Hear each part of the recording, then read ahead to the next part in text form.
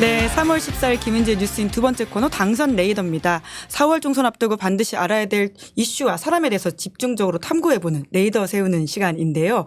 저희가 오늘은 정세 분석입니다. 그렇다면 이분을 빼놓을 수가 없는데요. 아주 유명한 전략통이시고요. 지금은 약간 당 안에서 빠져 있으시기 때문에 객관적으로 좀 상황을 봐주실 수 있는 분이다 싶어서 모셨습니다. 자, 이철희 전 청와대 정무수석님 안녕하세요. 안녕하세요. 네, 왜 이렇게 힘이 없으세요? 잘하시네. 아, 예. 전직도 썰전을 비롯해서 이 방송 진행자가 아주 오래되셨기 때문에 제가 사실 옆에서 약간 긴장을 하고 있습니다. 별 말씀. 잘 부탁드리고요. 저는 흘러간 물입니다. 네, 아유. 자, 저희 시사인 구독자분들이랑은 처음 인사하시는 건데. 너 정기 구독자잖아요. 아, 유튜브. 5년 정기 예, 구독자. 알고 있죠. 예. 저희 잡지 안녕하세요. 구독자들이랑 인사하셨을 텐데 네. 유튜브 구독자들한테 한번 다시 인사해 주세요. 안녕하세요. 아니, 너무 수줍게 인사하시는 거 아닙니까? 네. 예. 저희 어떻게 하다 보니까 1월부터 열심히 해서 그러게. 이제 20만 네. 구독자까지 네. 왔습니다. 또 오늘도 곧 100만이네요. 아유, 20만에서 5배를 뛰어야지 100만인데 산수가 너무 아니 밑에가 어렵죠. 올라갈 때는 이제 계속 올라가는 거예요. 많이 도와주십시오. 오늘 재밌는 네, 이야기? 뭐, 예. 왜 당황하세요? 재밌는 이야기? 이제까지 안 했던 이야기? 그거 가야 되겠네. 아니, 제가 아까 말씀드렸지만 사실 이제 또 야당에서는 굉장히 유명한 전략통이시고. 야당만 유명해요? 아, 야당 안에서? 예, 예. 왜냐면 여당에서는 활동 안 하셨잖아요. 디스인데. 얼마 전까지 여당이었잖아요. 네네. 지금의 저는 야당. 전국구예요. 오늘 벌써 썰전 시작하시는 건가요? 아니, 제가 지금 썰전 파트너가 아닌데. 예. 참. 네. 그러니까 지금 범야권 지금 진영에서는 전략통으로 유명하셨고 말씀처럼 청와대 정무수석도 하시고 그래서 큰 선거를 여러 번 지휘하시기도 하셨잖아요. 그래서 이제 선거가 이제 정말 한 달도 안 남은 상황인데 어떻게 이 전국을 보고 계신지 너무 궁금해서 네. 제가 어렵게 모셨습니다. 네. 어렵죠. 네, 제가 좀 네. 까칠해서 네. 엄청 튕겼습니다 제가. 예. 자, 예. 린주님, 남자는 핑크인가라고 하는데요. 화사한 이야기인데, 네, 진짜 내일 선거한다고 하면 민주당 151석 가능한 건가요? 그걸 제가 알겠습니까? 솔직하게 말씀해 주십시오. 진짜 뭐 제가 그거 알겠습니까? 네. 근데 지금 막 판이 요동치고 있어서 어떨지 모르겠는데요. 그러면 제가 어제인가 어디 방송 나가서 만약에 내일 선거가 있다면 과반 정당은 안 나올 것 같다. 왜 그렇게 보세요? 양쪽 다 과반 정당이 되기에는 뭐라 그럴까요? 약간 좀 부족해 보이죠. 지금 상대방이 이 헛발질하고 잘못하는 것 때문에 좀 등락이 있잖아요. 원래 이른바 선거가 막 시작하는 그때는 심판론이 특세를 했잖아요. 그러니까 심판론이 이렇게 광범위하고 견고하게 깔려 있는 거는 맞아요. 근데 한동훈 위원장이 등장하고 공천 국면 들어가면서 그게 좀 가렸잖아요. 아닌 것 같은데 라고 하면서 또 일부 언론에서 공천 자범을 막 이렇게 키워서 시끄럽게 만들고 하니까 심판론이 약간 묻혔던 건 사실이잖아요. 근데 공천 국면이 좀 뒤로 갈수록 이재명 대표나 민주당이 여론 가지고 호응하는 듯한 그런 모습을 보여주고 그러다 보니까 이제 자본이 조금 정리가 되는 거잖아요. 근데 결정적으로 이번 선거를 말아드시겠다고 하신 분이 이종섭 전 장관을 등판시키면서 판을 또 다시 뒤집어서 그래 역시 저거 심판해라는 정서를 불붙였죠. 그래서 지금은 다시 민주당이 조금 상승세로 돌아섰는데 그러나 아직 그 직전까지 어떤 자본이나 이런 것들이 이 뇌리속에 남아 있고 아직 정리가 충분히 안 돼 있기 때문에 지금 보면 152석 또는 과반 의석을 얻을 정도로 한 당이 지금 잘하고 있냐? 그건 아닌 것 같아요. 지금은 이제 막 혼돈세로 봐야 되는 것 같다라는 지금은 거죠. 지금은 약간 혼전이죠. 요 네. 기싸움에서 누가 우세를 잡느냐가 중요하지 않을까요? 네, 아무래도 그 민주당에 계셨으니까 민주당 입장에서 먼저 여쭤보면 그 민주당은 뭘 좀 지금 보충을 해야지 그 151석까지 갈 수 있다라고 보세요. 빨리 정리할 건 좀 정리해야죠. 아까 앞에 나오신 우리 김민하 평론가가 하신 말씀들도 좀 경청을 해보면 사실 어렵지 않아요. 평론가들이나 언론에서 좀 요청하는 것들이나 이런 걸 들으면 그것대로 하면 뭐 무조건 뭐 누구 시킨 대로 다 할 수는 없습니다만 크게 큰 방향으로 그렇게 가면 지장이 없을 거라고 보고 또 하나는 왜냐하면 윤석열 대통령이 도와주고 있기 때문에 그 도움을 전폭적으로 받으려면 여기에 잡음을 줄이고 덧붙여서 경제 실정, 안보 위기에 대한 문제 제기를 저는 세게 해야 된다고 생각합니다. 안보 위기가 지금 굉장히 심각한 상황까지 가 있거든요. 그렇다면 이 문제에 대해서도 평화냐 전쟁이냐 이런 프레임을 가지고 안보 위기를 강하게 주장을 해야 되고 또 대안을 제시를 해야 됩니다. 옛날에 햇볕 정책만 가지고 지금 다시 이 문제 제기하기는 쉽지 않아 보이기 때문에 왜냐하면 뭐 신냉전이라는 표현을 쓰든 안 쓰든 간에 진영이 좀 나뉘어지고 있는 구도라서 전 세계적으로. 예. 그렇죠. 그러니까 햇볕 정책이 등장했을 때와의 국제 정세랑은 좀 많이 달라져 있어서 그래서 좀 새로운 어떤 안보 비전을 가지고 이 안보 위기를 잘 부각시켜내고 지금 물가가 심각하잖아요. 금사가라는 표현을 쓰고. 근데 이게 쟁점화가 돼야 돼요. 그리고 이런 게 쟁점화가 되면 아주 제가 이제 전략적으로 말씀드리면 여당이 대치기하기가 어려워요. 지금 이종섭 전 장관 건이나 뭐 내부에 이제 말이나 뭐 정체성이 안 맞는 정체성을 부정하는 듯한 사람들의 공천이나 도태우 후보 이런 분들 말씀하시는 거죠? 또는 뭐 말고도 더 있더만요. 뭐 이리저리 많더만요. 또 의대 정원 문제나 이런 거는 되치기가 가능해요. 역으로 어느 시점 가서 여당 입장에서 대치기 된다. 대치기 할 수 있죠. 예. 그래서 막 공격했는데 해결해버리고 그 목표를 없어져 버리면 그게 돋보이게 돼버릴 수가 있기 때문에 지금 안 그래도 제가 볼 때는 보수 언론이 분위기를 잡아가요. 수도권 위기론 이렇게 이야기하고 있죠. 누가 안 된다. 예. 이정수 건 저렇게 냅둘 수 있느냐. 또 심지어 저는 조금 더 지나면 의대 정원 문제에 대해서도 압박이 들어올 거예요. 그러면 이제 대치기가 가능할 수 있는데 이 경제 실정이나 지금까지 한 2년 동안 국민들 삶을 피폐하게 만드는 거에 대해서는 대치기가 안 되거든요. 사실. 당장 어떻게 할 수가 없는 거기 때문에 이벤트로 풀 수가 없잖아요. 가격이 갑자기 떨어지는 게 아니니까. 그래서 그런 부분 저는 경제 위기와 흔히 말하는 민생 파탄, 경제 위기가 경제 실정과 안보 위기에 대해서 튼튼한 이 전선을 만들어내면 쇠축이 되는 거 아닙니까, 그죠? 그러면 세축이라고 하시면 지금 민주당이 주력해왔던 뭐 특검이나 이런 걸 통해서 네네.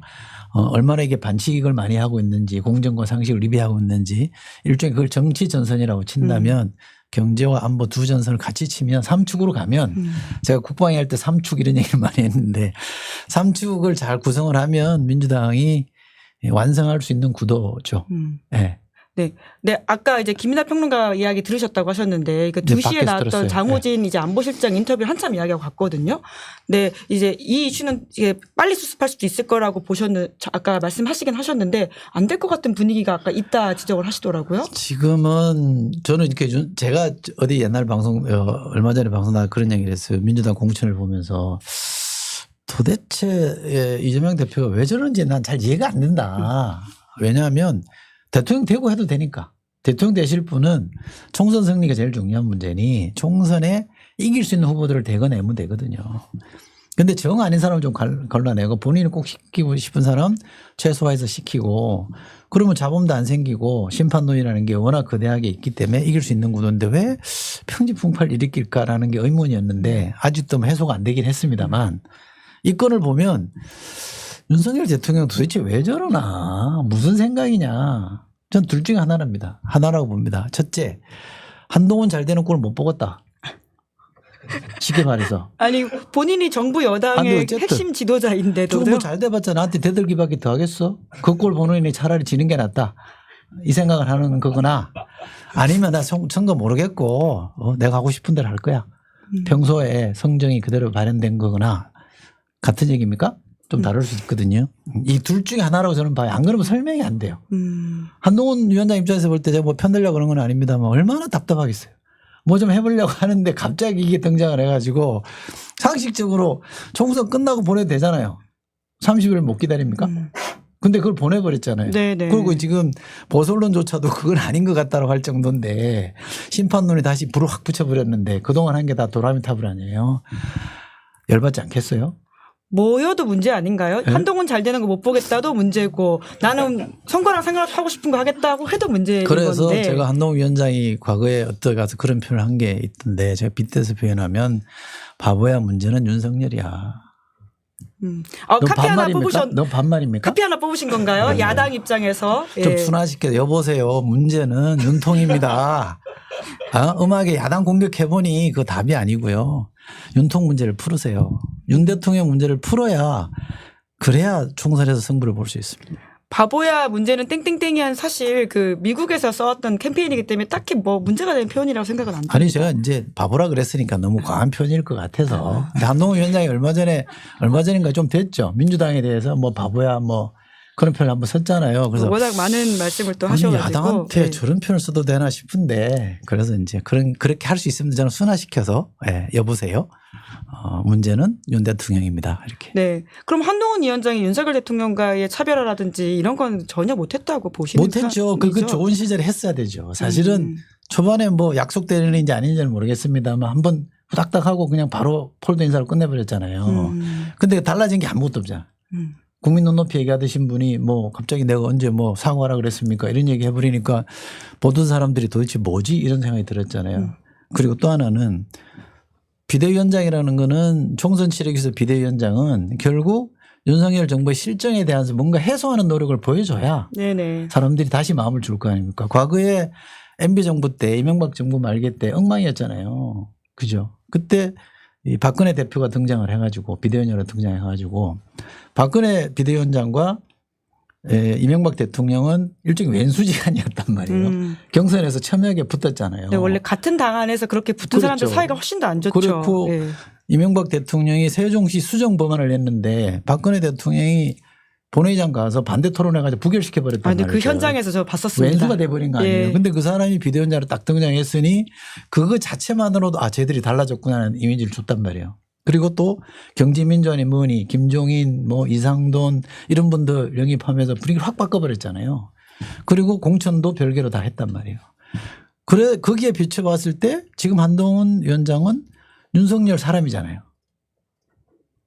윤석열 대통령이 표현하면 자기 부하였잖아요. 그 사람이 왔는데 차별화도 안 한다? 그럼 그저 먹겠다는 거잖아. 사람들이 신뢰를 안 하죠. 그러니까 초반에 그 사건 났었고 여론이 좀 올라갈 때 이분이 약간 셀럽병에 걸린 것 같긴 합니다만 어쨌든 그때 뭔가를 바꾸는 노력을 세게 했었어야죠. 실기했다.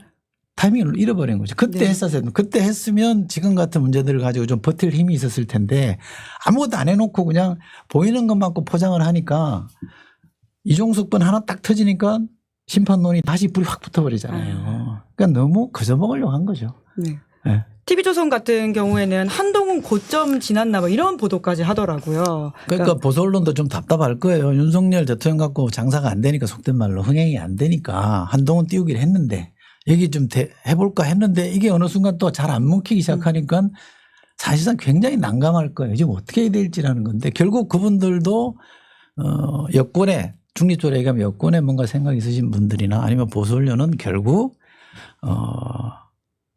윤석열 대통령 때리기로 갈 겁니다. 네가 양보해라. 네가 잘못했다. 네네. 그래야지 선거를 치르니까 선거 지고 나면 어떻게 할지를 감당이 안 된다고 생각하기 때문에 그렇게 압박을 세게 할 겁니다. 그러면 버틸 수 있을까요?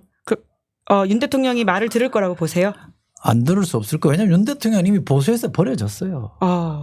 버려진 사람이에요. 그렇게 그냥 보세요? 대통령이 갈 수 없이 저러고 있는 거지. 예. 아니 그 사건 났을 때 보수 언론이 누구 편 들었어요? 일제히 한동훈 편 들었잖아요. 그러니까 그때 아마 거기에 대해서 저는 윤석열 대통령이 마음의 상처를 세게 받았다. 오랫동안 그 원한을 가지고 있을 것이다. 그 남자의 질투라는 게 무섭거든요.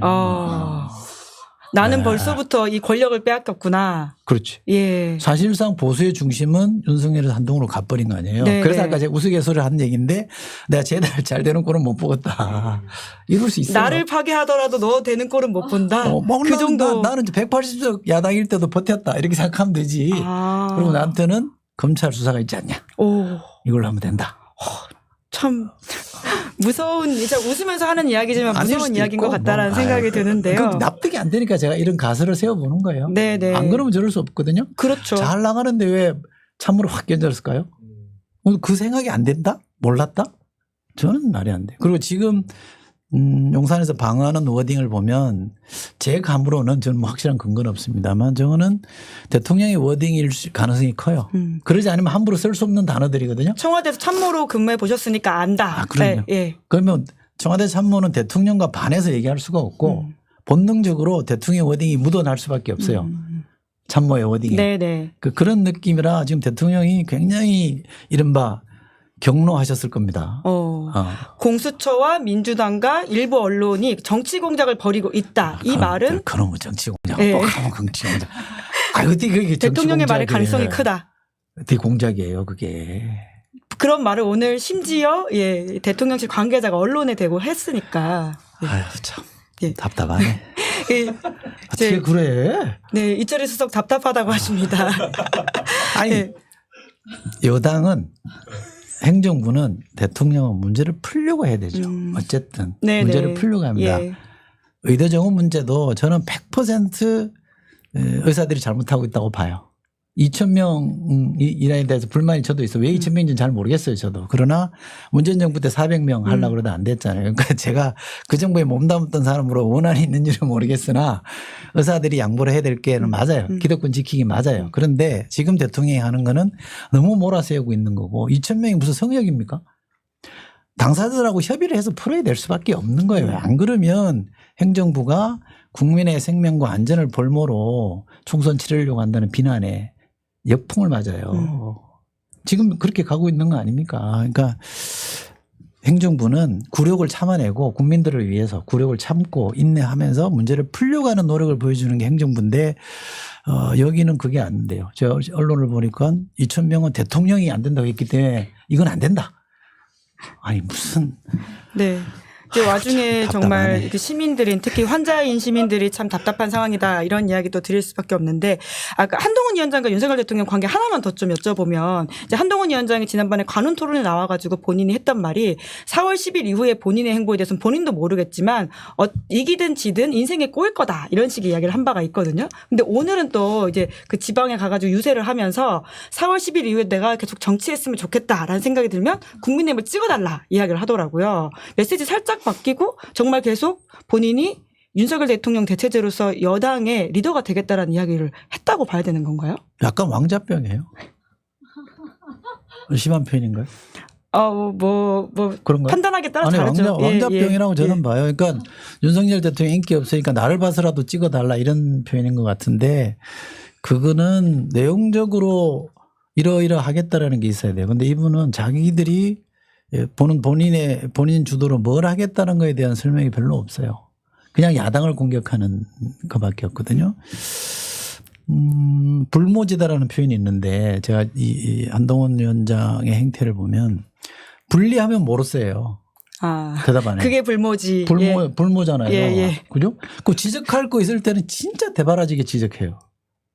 그게 불모지대 아닙니까? 그죠? 근데 이 불모라는 게 뭐냐? 아무것도 안 잘해요. 그러니까 그렇게 하면 저는 안 된다고. 여당은 여당답게 어쨌든 우리는 남은 3년 동안 이렇게 풀어갈 것이고 국민 삶을 이렇게 낫게 만들겠습니다라는 걸로 끊임없이 주장을 해서 설득을 하려고 하고 신뢰를 받으려고 해야지 야당만 계속 공격해서는 안 된다라고 저는 생각하는데 지금 이제 한동훈 위원장이 그런 결기를 보이는 것은 저는 대통령이 안 도와주네? 한번 해보자. 해볼까? 이런 거 아닌가 싶은데. 둘 사이 불꽃이 다시 튀는 건가요? 윤 대통령 입장에서도 그 말이 그렇게 마음에 들진 만약에 그 질투라고 한다면 안 될 것 같은데요? 질투가 아니라 이건 권력의 생리예요. 왜냐하면 두 개의 태양이 있을 수 없다라고 표현을 많이 하잖아요. 근데 3년은 남았어요. 총선을 만약 이겼다고 쳐요. 국민의힘이? 이겼다고 쳐요. 그럼 누구 때문에 이겼다고 보겠어요? 그 과실을 누가 따먹겠어요? 한동훈 위원장이 따먹을 거 아닙니까? 그죠? 이미 또 이분은 또 차기 권력으로 돼 있어. 차기 후보 가능성이 있는 사람이에요. 그러면 누구 줄 섰겠어요? 이제 국민의힘 의원들이 다 이제 한동훈 위원장한테 줄 설 것이다. 누군가든 간에 되게 어디 줄 선가를 뻔하잖아요. 그러니까 그거를 누구보다 잘하는 한동훈 위원장은 내가 여기 있으면 다치겠구나. 그러니까 나는 사라진다. 그러니까 대통령이 마음대로 할 수 있게끔 내가 비켜드리겠다. 이런 생각을 했을 거예요. 그죠? 근데 그렇게 안 해, 이겨야지 그 다음이 가능한데 그렇게 안 도와주는 것 같지 않으니까 좀 약간 화난 거 아닌가요? 굉장히 지금 속은 모르겠습니다만 하여간 관전 포인트가 많네요. 둘 관계라고 하는 게. 아니 왜냐하면 이번 공천도 도태우라는 분이나 저는 잘 모르겠습니다. 그분 공천이나 또 이정석 도피권이나 이런 걸 보면 이번 선거를 주재하는 사람이 누구냐? 한동훈 위원장이 아니라고 저는 봐요.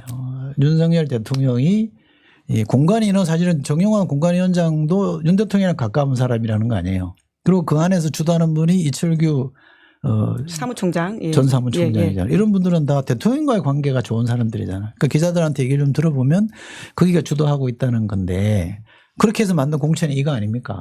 아까 뭐 정우택 이런 분도 거기서 고집을 피웠을 가능성이 그냥 내피셜입니다. 그러면 그거는 대통령이 버티고 있다는 얘기잖아요. 뒤에서. 그러니까 그 뒷배로 작용해서 못 바꾸는 거라면 한동훈 위원장으로서는 그냥 바지 사장이죠. 자기 뜻대로 관철을 못하는. 그리고 재검토하라고 보냈는데 이상 없음 하고 만장일치로 다시 두드린 거 아니에요. 그거는 사실은 한동훈 위원장 바보 만든 거죠. 이게 재고를 요청해서 위원장이 보냈으면 바꾸라는 그렇죠. 얘기거든요. 사실은. 예. 사실상 그게. 그런 그림이죠. 근데 안 예. 돼라고 다시 보냈잖아요. 그럼 여기 바보 된 거예요. 심지어 만장일치였어요. 그러니까. 예. 그럼 그거는 윤석열 대통령이 한동훈 위원장의 뜻을 안 받아준 거라고. 모욕감을 준 건가요? 그렇죠. 그래서 이번 선거는 윤석열 없는 선거여야지 그쪽이 유리한데 윤석열 있는 선거가 돼버려서 한동훈 위원장 입장에서도 굉장히 답답할 거예요.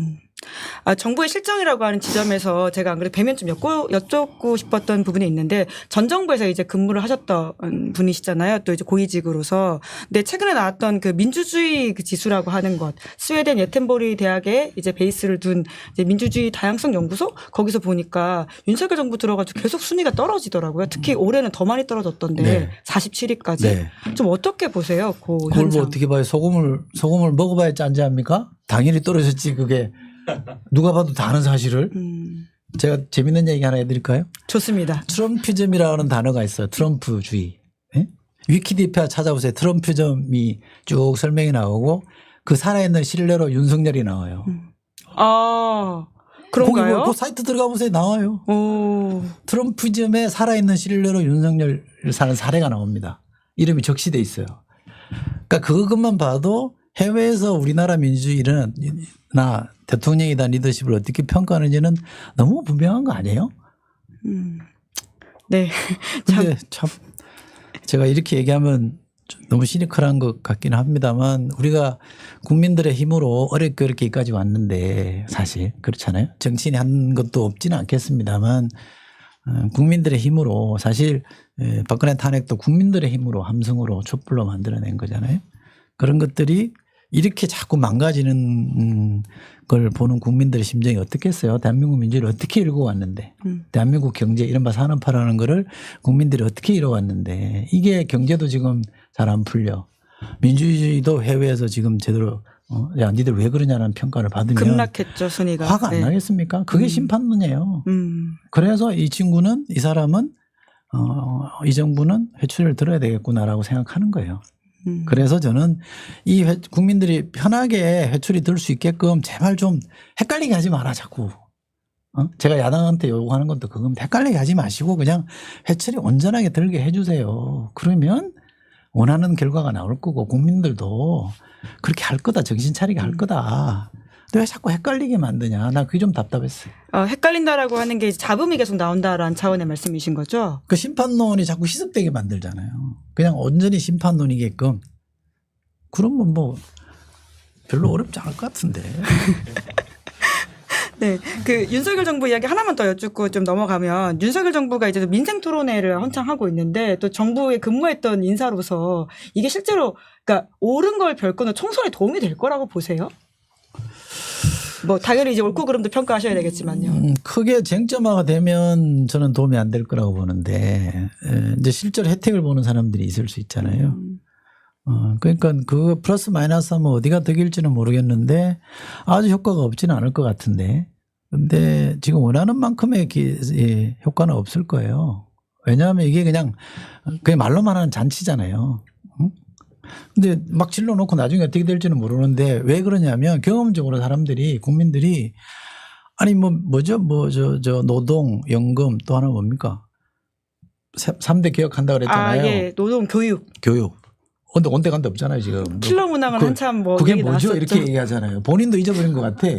카르텔 이야기도 요새 안 나오더라고요. 그러니까 일단 네. 지르고 나서 나중에는 잊어버리는 사람이기 때문에 사람들이 저 많은 공약을 나중에 지킬까? 저는 별로 신뢰 안 할 거라고 생각해요. 그리고 대통령이 저러고 다니는 게 이게 맞다고 볼까요? 그러진 않을 것 같아요. 그럼 그동안 뭐 하다가 총선 임박해서 저렇게 하냐. 그 비판이 더 강하게 나올 수 있기 때문에 네. 과하면 우리나라 말에 과유불급이라고 했습니다. 그건 어느 정치 세력이도 마찬가지인데 과유불급, 과하면 부족함만 못해요. 지금 이미 넘어서도 많이 넘어섰어요. 절제가 필요하다. 그렇죠. 예.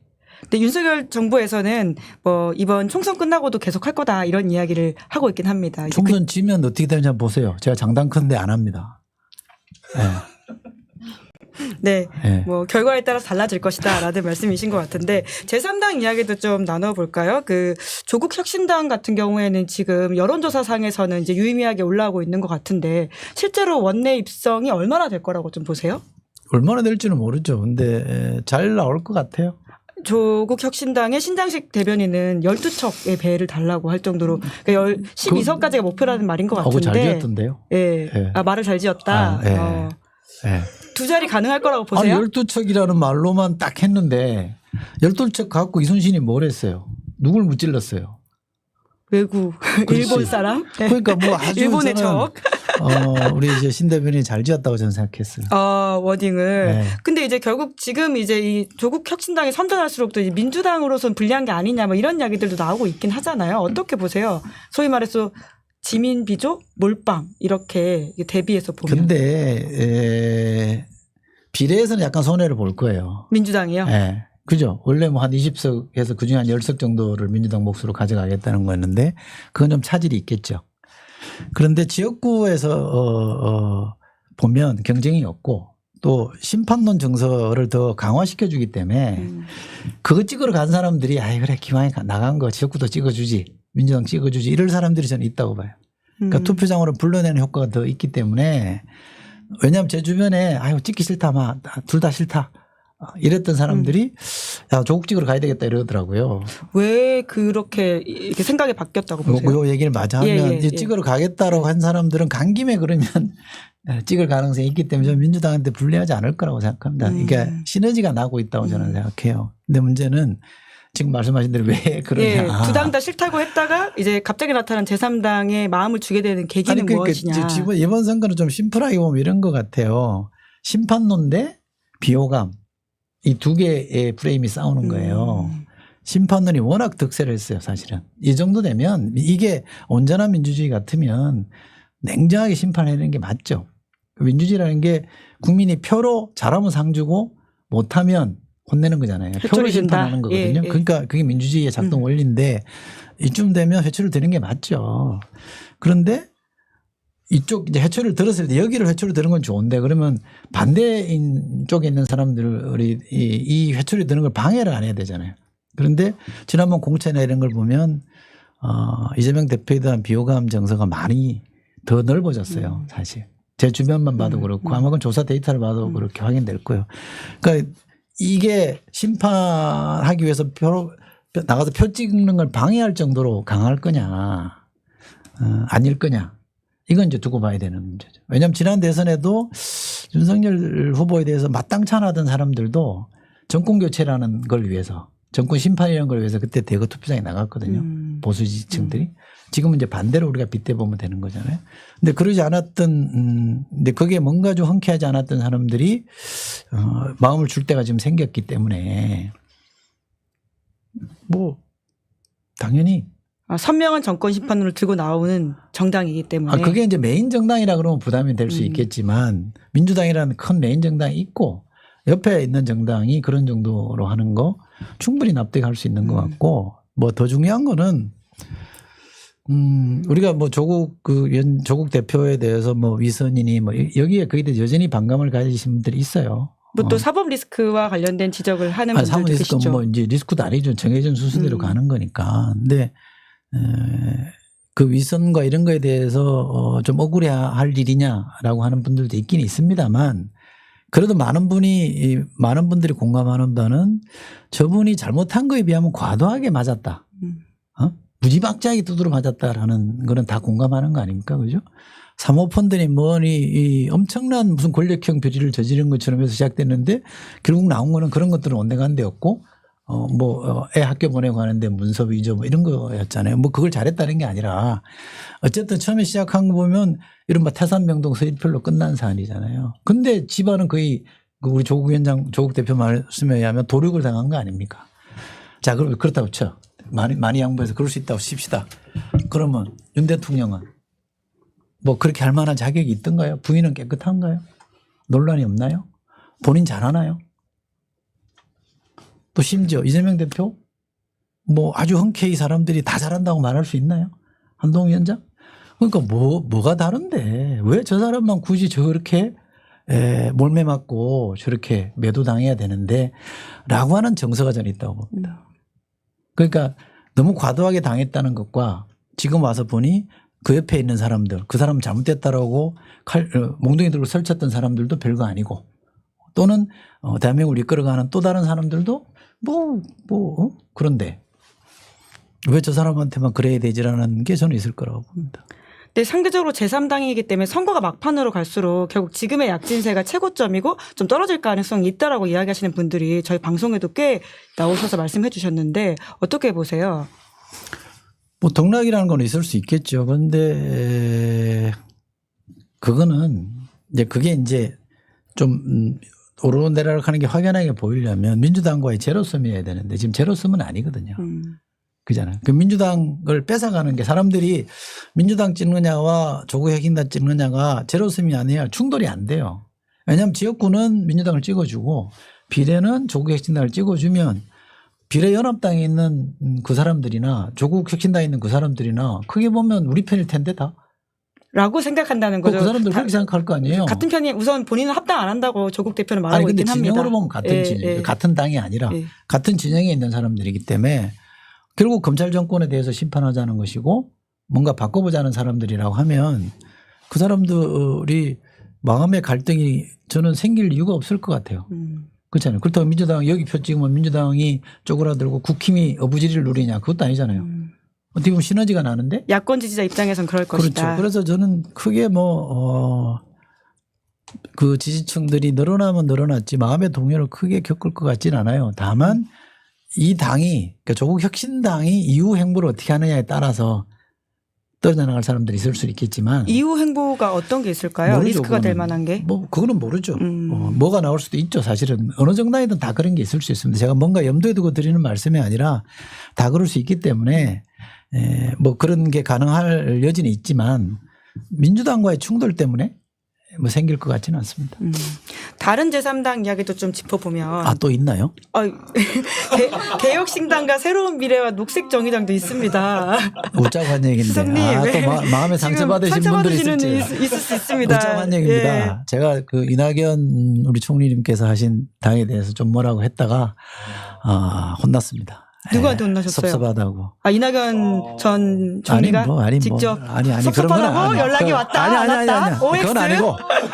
그건 아니고 아니면 그 당을 열심히 하시는 분들 입장에서는 섭섭하죠. 그 마음을 제가 왜 모르겠습니까? 또 그분들이 어려운 데 나가서 뭔가를 해보겠다고 한 분들이기 때문에 마음이 좀 짠하죠. 네, 새로운 미래에 대해 말씀하십시오. 그러나 뭐 큰 전략으로 봤을 때 과연 그 길밖에 없었을까? 그 시점? 뭐 그런 프로세스? 뭐 이런 거는 제가 좀 아쉬움이 있다는 걸 그렇게 표현한 거였는데 어쨌든 뭐 말 조심해야 돼요. 괜히 그분들한테 상처 드리면. 아쉬움이 그러니까 뭐가 좀 그런 비판하셨냐라고 여쭤보려고 했는데 아쉬움을 표현하셨다라는 그 얘기를 말씀이신 또 거죠? 해요? 예. 또 혼나라고? 예, 그러면 새로운 미래가 원내 입성이 좀 가능하다고 보시는지 그 전략가로서 한 명이라도 나올 거냐? 이런 얘기예요? 원내 입성이라고 하면 그런 의미겠죠. 그렇죠. 예. 전 될 거라고 봅니다. 또는 되면 좋겠습니다. 지금 누군가 살펴볼 거라는 걸 염두에 두시고 발언을 하시는 것 같은데. 같이 삽시다. 네, 같이 살고. 네? 뭐 그럼 좋겠어요. 네, 그럼 개혁신당은 지역구 당선은 좀 가능할 거라고 보세요? 이준석 아무래도 가장 신당이죠? 지금 그게 참 고민이에요. 그 지역구에 지금 어디더라?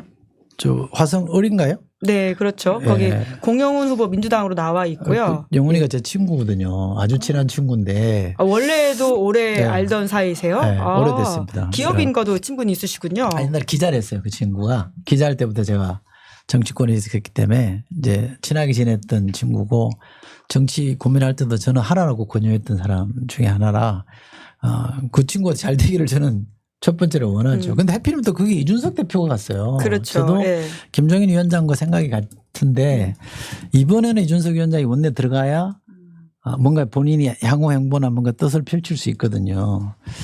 이번까지 만약에 입성이 안 된다 그러면 상당히 힘들어져요. 정치하기가 10년 넘게 원외에서. 제도권으로 못 들어오고 원외에서 하니까 그럼에도 불구하고 저는 잘 버텨냈다고 생각하는데 하필이면 거기 가서 그렇게 싸우니까 둘 다 될 수는 없잖아요.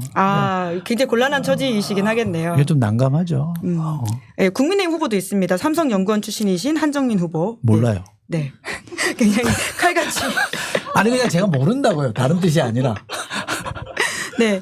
그러면 지금 개혁신당으로선 지역구 당선이 가장 이제 유력한 곳은 이제 화성일 거라고 보세요. 나머지 당도 나머지 지역에도 출마하셨거든요. 이원욱 선배도 제가 잘 아는 분이고. 조홍천 의원도 조홍천 지금 선배도 있고. 예. 출마를 또 하셨죠. 비례도 뭐 있는 거 아닌가요? 비례 이제 아직 명부가 나오진 않았는데요. 예, 비례도 가능할 거라고 보수 보시는 거죠. 유권자들도 진보 유권자들처럼 따라갈 수도 있지 않을까요? 지역구는 국힘 찍고 비례는 이준석 당 찍자.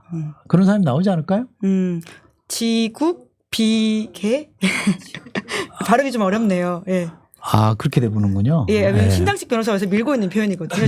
뭐라고? 지민비조라고 지역은 민주당, 비례는 조국혁신당. 뭐 이런 제 이야기인데. 주변에 있는 사람이 예.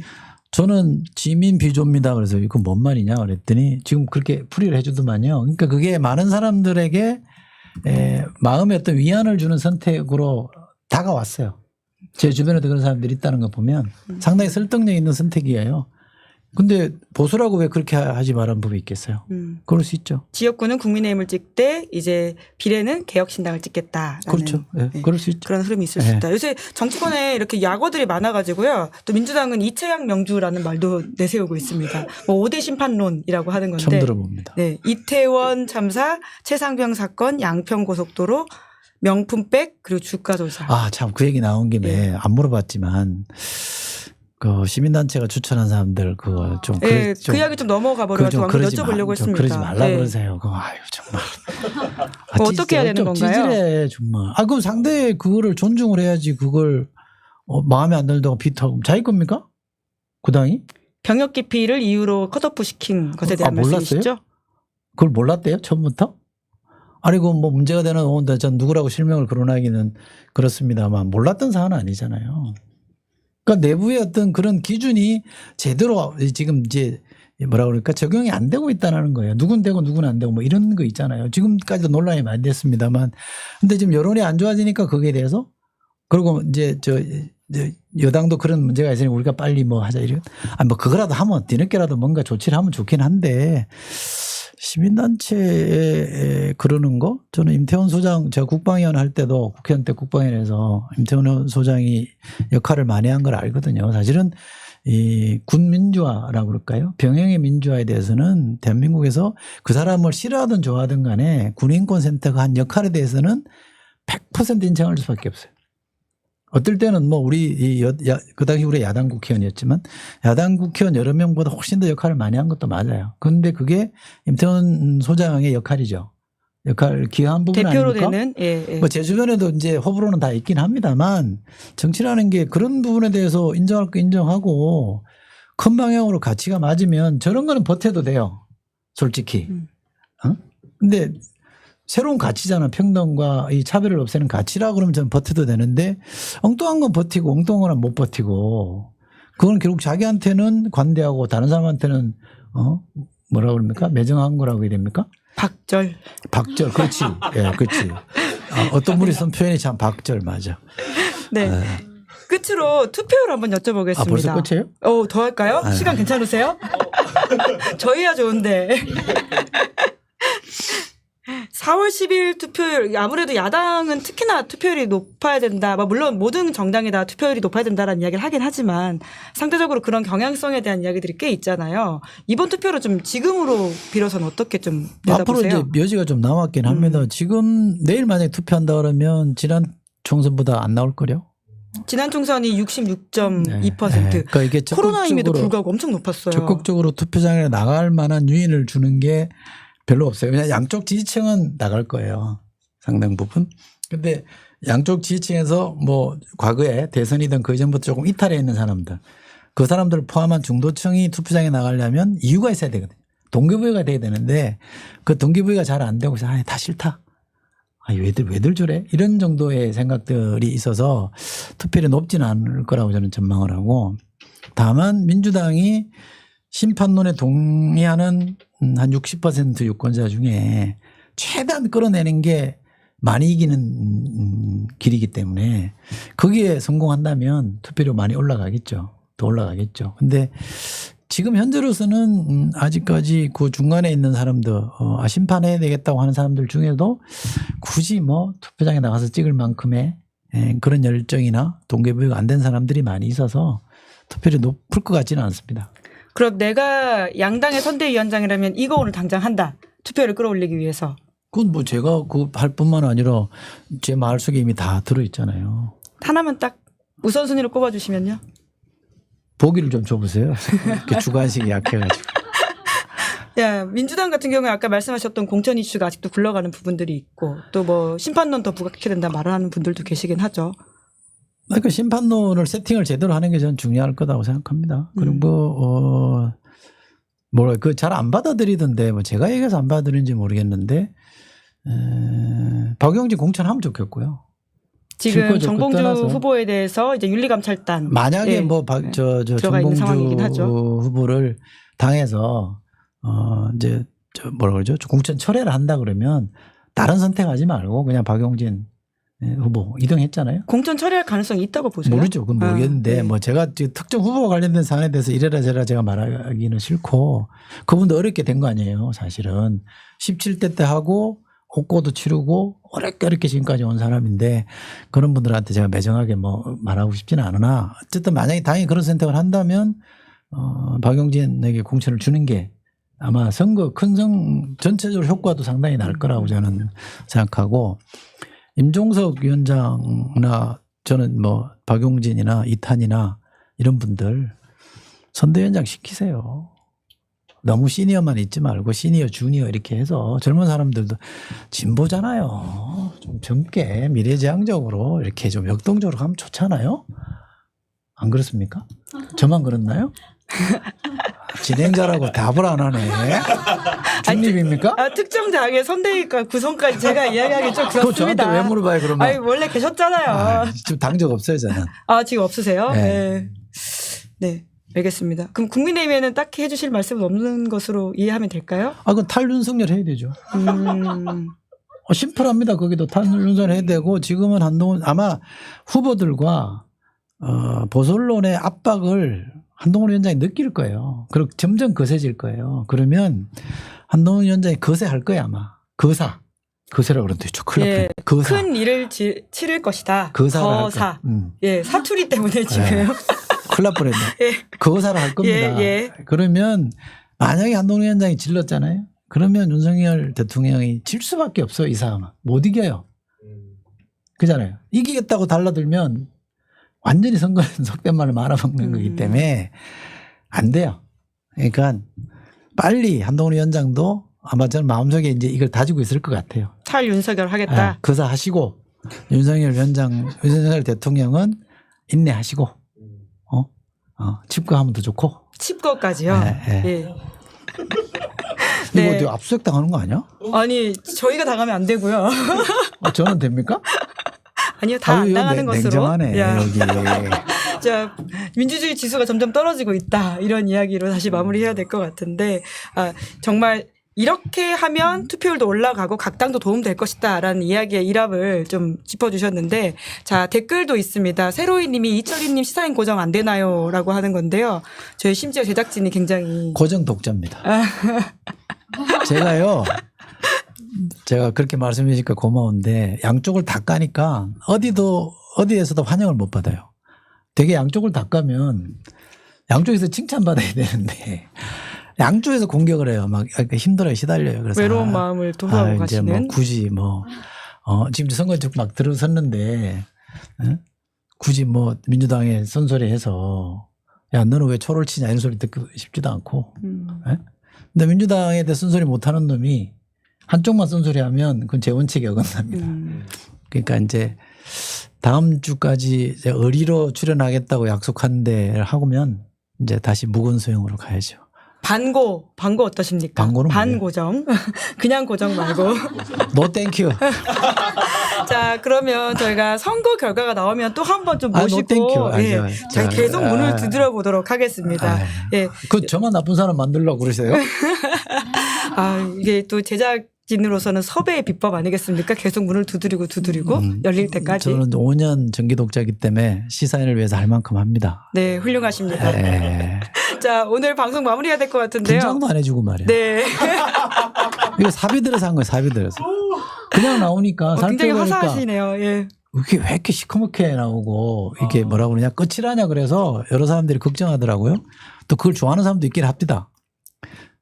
놀린다고. 근데 뭐 어쨌든.